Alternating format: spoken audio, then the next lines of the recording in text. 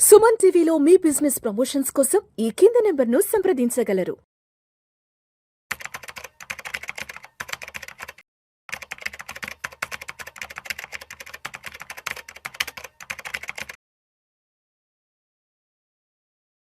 నమస్తే, welcome to Vishnu talks. నేను విష్ణు. ప్రస్తుతం నాతో పాటు సీనియర్ ఫినాన్స్ ప్రొఫెషనల్ గిరిబాబు గారు ఉన్నారు. వారితో మాట్లాడదాం. సార్, గిరిబాబు గారు నమస్తే. సార్ నమస్తే Vishnu. Welcome to Vishnu talks. Thank you so much for being with Vishnu talks. My pleasure. ఎప్పటికప్పుడు చాలా అద్భుతమైన కంటెంట్ తో పబ్లిక్ ని, సుమన్ టీవీ ఆడియన్స్ ని ఎడ్యుకేట్ చేయడానికి, వాళ్ళకి ఒక మంచి ఇన్ఫర్మేషన్ ని కన్వే చేయడానికి, పాస్ ఆన్ చేయడానికి ఎంతో సమయాన్ని మీరు మా సుమన్ టీవీ ప్రేక్షకుల కోసం వెచ్చిస్తున్నారు sir. Thank you so much Giribabu గారు. థ్యాంక్ యూ అండి. రైట్. సో అయితే గిరిబాబు గారు, ఈ వీడియోలో పర్టికులర్గా మనం మల్టీ అసెట్ ఇన్వెస్ట్మెంట్ ఫండ్స్ గురించి మాట్లాడదాం. రీసెంట్ టైమ్స్లో ఎక్కడ ఏ మనీ మ్యాగజైన్లో చూసినా, ఏ బిజినెస్ ఆర్టికల్లో చూసినా కూడా ఈ మధ్య కాలంలో మల్టీ అసెట్ ఇన్వెస్ట్మెంట్ ఫండ్స్ గురించే ఎక్కువగా కూడా ప్రస్తావిస్తున్నారు. ఏంటి అసలు మల్టీ అసెట్ ఇన్వెస్ట్మెంట్ ఫండ్ అంటే, ఇది ఎలా వర్క్ అవుతుంది, అండ్ రెగ్యులర్ ఈక్విటీ మ్యూచువల్ ఫండ్స్తో కంపేర్ చేసుకుంటే ఈ మల్టీ అసెట్ ఫండ్లో ఉన్నటువంటి ప్రత్యేకత ఏంటి? ఈ మల్టీ అసెట్ కేటగిరీ ఇవాళ పుట్టింది కాదు, ఆల్మోస్ట్ 15 years అబౌవ్ నుంచే ఉంది.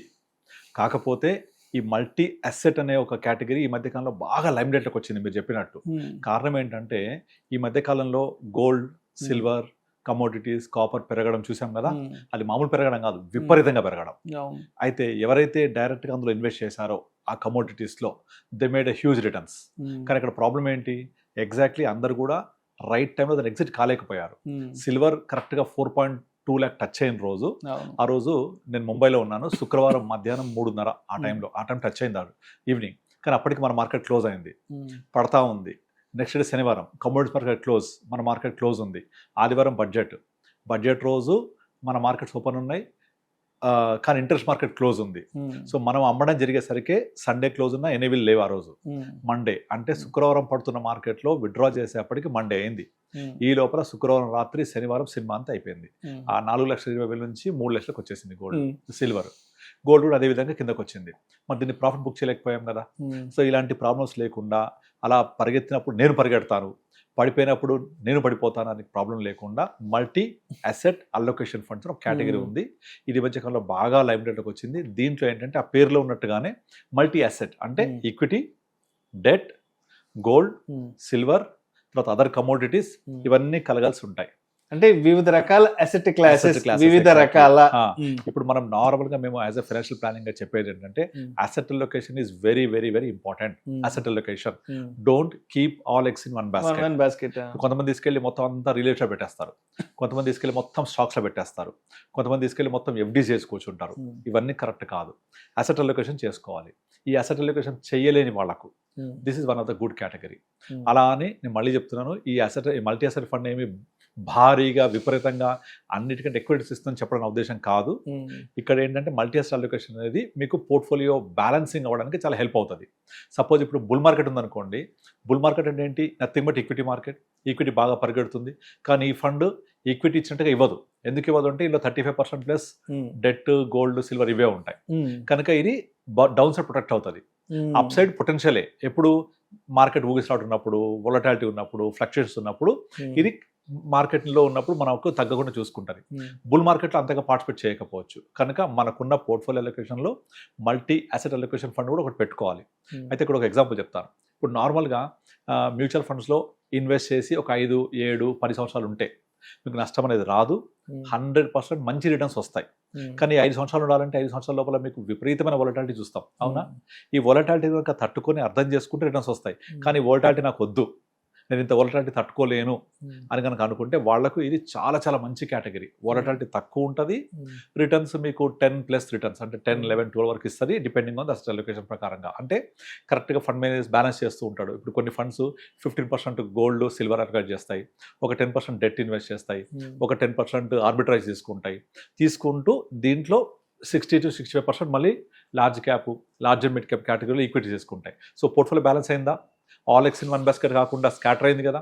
ఈ స్కాటర్ అవ్వడం వల్ల మన పోర్ట్ఫోలియో ప్రాపర్గా మార్కెట్ అలొకేషన్స్ ప్రకారంగా మార్కెట్ ఫ్లక్చుయేషన్స్కి తట్టుకుంటూ పెరుగుతూ ఉంటుంది. ఇక్కడ 2 రకాలు, మళ్ళీ కొన్నేమో ఈక్విటీ అలొకేషన్ ఉండడం వల్ల ఈక్విటీ ట్యాక్సేషన్ ఉంటుంది, కొన్నేమో ఈక్విటీ అలొకేషన్ తక్కువ ఉండడం వల్ల 2 years డెట్ ట్యాక్సేషన్ కూడా ఉంటుంది. అంటే అబౌట్ 2 years ఉంటే కానీ ఈక్విటీ ట్యాక్సేషన్ రాదు. సో అలా చూసుకొని మనం ఇన్వెస్ట్ చేసుకోవాలి. ఇక్కడ ఒక పాయింట్ చెప్తాను. ఇప్పుడు నార్మల్గా మ్యూచువల్ ఫండ్ ఇన్వెస్ట్ చేసి ఒక 5 ఏళ్ళు 10 ఏళ్ళు ఉంటే డెఫినెట్లీ మనము విన్ అవుతాము, డబ్బులు ఇస్తాయి. కానీ ఈ 10 ఏళ్ల పాటు ఉన్న జర్నీ ఎలా ఉంటుంది అనే ఒక ఎగ్జాంపుల్ చెప్తాను. ఇప్పుడు సపోజ్ మీరు ఒక మంచి కొండ ప్రాంతం చూడడానికి వెళ్తున్నారు, ప్రయాణం చేస్తున్నారు కారులో, రాత్రంతా ప్రయాణం చేసి పొద్దున వెళ్తే అక్కడ ఒక మంచి సినిక్ బ్యూటీ ఉంది, ఆ ఎన్విరాన్మెంట్ ఎంజాయ్ చేస్తారు. కానీ ఇక్కడ నైట్ అంతా జర్నీ అంతా బాగా ఇబ్బందికరంగా ఉండి కార్ ఎత్తేసుకుంటా విపరీతంగా ఇబ్బంది పడి వెళ్ళి మీరు దిగి అక్కడ ఫ్రెష్ అయ్యి అక్కడ ఉన్న ప్రకృతి అందాలు చూడాలంటే మీరు రాత్రి చేసిన జర్నీ ఏమవుతుంది, మిమ్మల్ని ఇన్కన్వీనియంట్ చేస్తుంది కదా. కనుక ఆ నేచర్ బ్యూటీని ఎంజాయ్ చేయలేము. సేమ్ మ్యూచువల్ ఫండ్ అంతే. మీ జర్నీ కనుక ఒడిదుడుకులు ఉండి అప్ అండ్ డౌన్ ఉండి మీరు మొత్తం నేను 5 years తర్వాత నాకు ఎప్పుడు డబ్బులు వస్తాయి, 7 years తర్వాత వస్తాయి అనుకునే ఉద్దేశంలో ఉంటే వస్తాయి. కానీ మీ ఈ 5 ఏళ్ల ప్రయాణం 7 ఏళ్ల ప్రయాణం కూడా సాఫీగా జరగకుండా ఒడిదుడుకులో ఉంటే చాలామంది తట్టుకోలేరు. That is the major reason. ఈరోజు కూడా దాదాపుగా ఇండియాలో 5% ఆఫ్ పీపుల్ కూడా మ్యూచువల్ ఫండ్స్ క్యాపిటల్ మార్కెట్లోకి రాలేదు. 95% of people are out of the market. అంటే మనం 5%కే ఇంత రిటర్న్ చూస్తున్నాము అంటే, ఇంత మార్కెట్ అప్షన్ చూస్తున్నాము అంటే, దెన్ ఇమాజిన్ అబౌట్ 1 more 5% కదా. సో కానీ ఈ 5% మాత్రం ఎందుకున్నారు అంటే ఈ ఒడిదుడుకులు తట్టుకోలేక. వాళ్ళందరికీ ఉద్దేశించిన ఒక మంచి కేటగిరీ మల్టీ అసెట్. అందుకని ఈ మధ్యకాలంలో ప్రతి ఫండ్ హౌస్ తీసుకొస్తోంది, ప్రతి ఫండ్ హౌస్ కూడా ప్రొజెక్ట్ చేస్తోంది. రెండోది మనము గోల్డ్ సిల్వర్ గురించి కూడా చాలా వింటున్నాం కదా, రాబోయే రోజుల్లో గోల్డ్ పెరుగుద్దని, సిల్వర్ పెరుగుద్దని. అది పెరిగినా పెరగకపోయినా మనం కూడా కొంత అందులో ఇన్వెస్ట్ చేయాలనుకునే వాళ్ళకు ఇది ఒక మంచి కేటగిరీ. అండ్ నేను ఇందాక చెప్పినట్టు మీ జర్నీ సుఖవంతంగా ఉండాలి, ఒడిదుడుకులు ఉండకూడదు, నేను డెస్టినేషన్ రీచ్ అయినప్పుడు కూడా హ్యాపీగా ఉండాలి, నా ప్రయాణం మాత్రమే కాదు డెస్టినేషన్ కూడా. సో ఇది ఒక మంచి ఎగ్జాంపుల్ యాక్చువల్గా.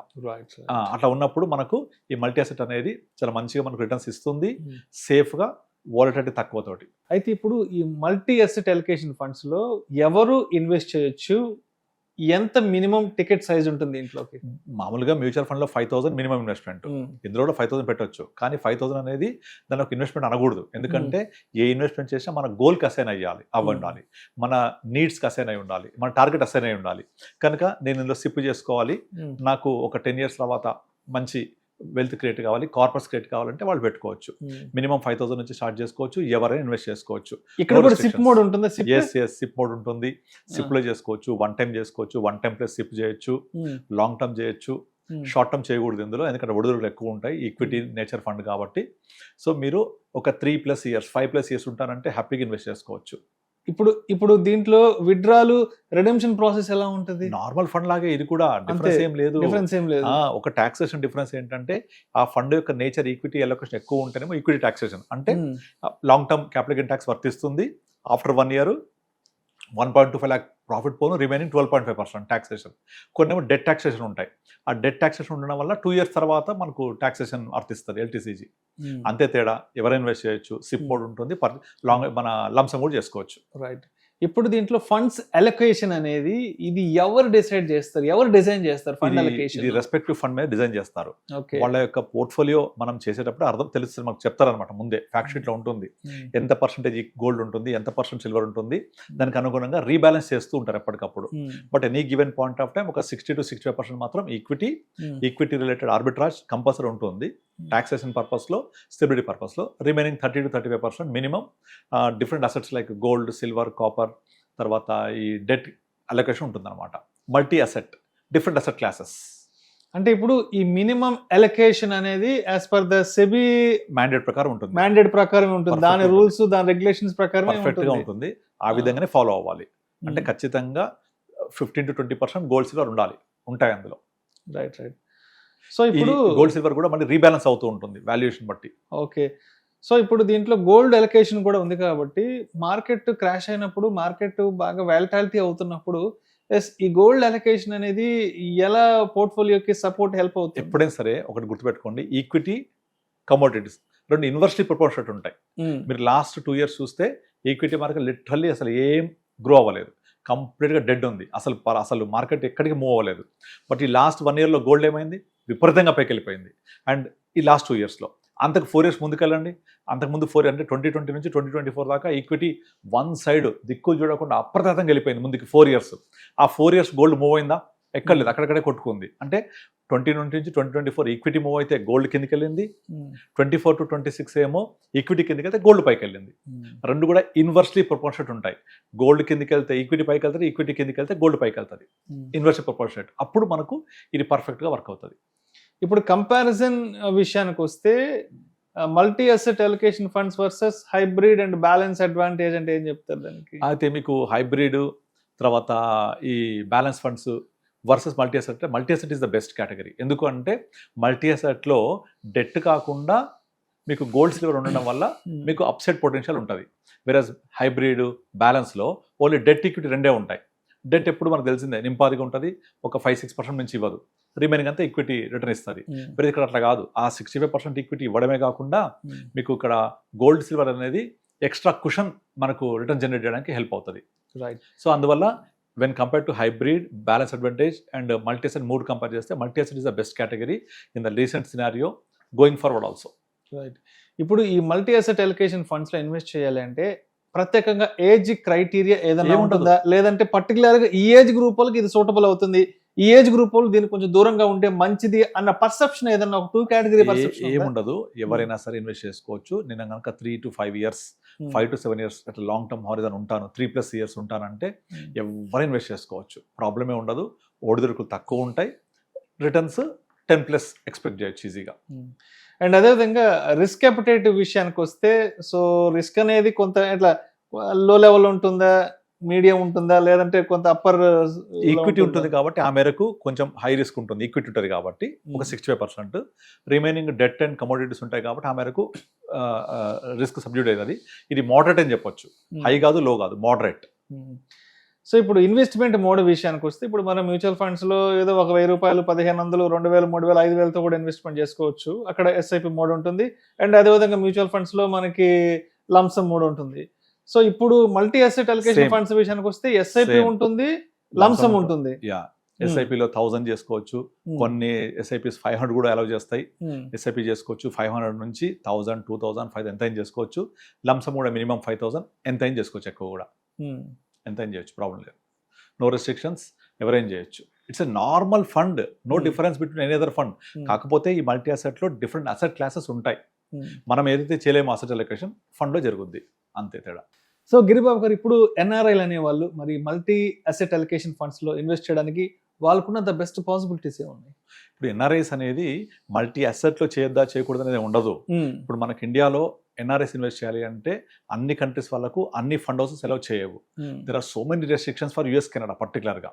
ఈ యుఎస్ కెనడా వాళ్ళు ఏ ఫండ్ హౌసెస్ అయితే అలౌ చేస్తాయో ఆ అలౌ చేసిన ఫండ్ హౌస్లో మల్టీ అసెట్ ఫండ్ ఉంటే చేసుకోవచ్చు. ఇప్పుడు కొన్ని ఫండ్ హౌస్ లైక్ సుందరం ఉంది, అలౌ చేస్తుంది ఎన్ఆర్ఐస్, పర్టికులర్ కెనడా యూఎస్ఏ చెప్తున్నాను. వాళ్ళు ఆ సుందరం మల్టీ అసెట్ ఫండ్ చేసుకోవచ్చు.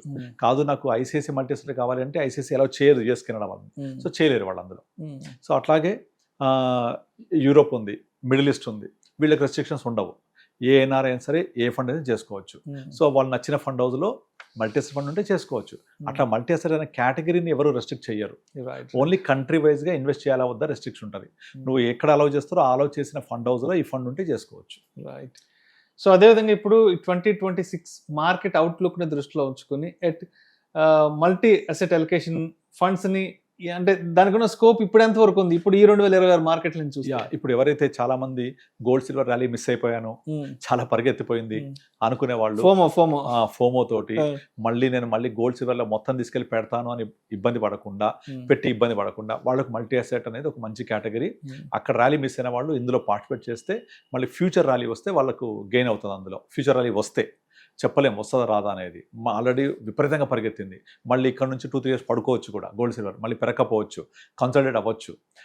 కానీ కిందకి వెళ్ళే అవకాశాలు తక్కువ ఉంటాయి జనరల్గా కమోడిటీస్లో. కనుక అలాంటి వాళ్ళకు నేను మిస్ అయ్యాను అనుకుంటే మల్టీ అసెట్లో ఉండే కొంత అలొకేషన్ అనేది వాళ్ళకు హెల్ప్ అవుతుంది. సో ఈ 2026 నెలలో this is advisable fund. Right sir. Thank you sir. Thank you so much Giribabu గారు. రీసెంట్ టైమ్స్లో బాగా బజ్ క్రియేట్ చేస్తున్నటువంటి మల్టీ అసెట్ అలొకేషన్ ఫండ్స్ అంటే రీసెంట్ టైమ్స్లో ఇందాక చెప్పినట్టు మనీ మ్యాగజైన్స్లో కానీ బిజినెస్ ఆర్టికల్స్లో బాగా బజ్ క్రియేట్ చేస్తుంది. సో ఈ అంశానికి సంబంధించి మన సుమన్ టీవీ ఆడియన్స్కి చాలా సింప్లిఫైగా సో మీరు సమాధానం ఇవ్వడం జరిగింది. Thank you so much Giribabu గారు. Thank you.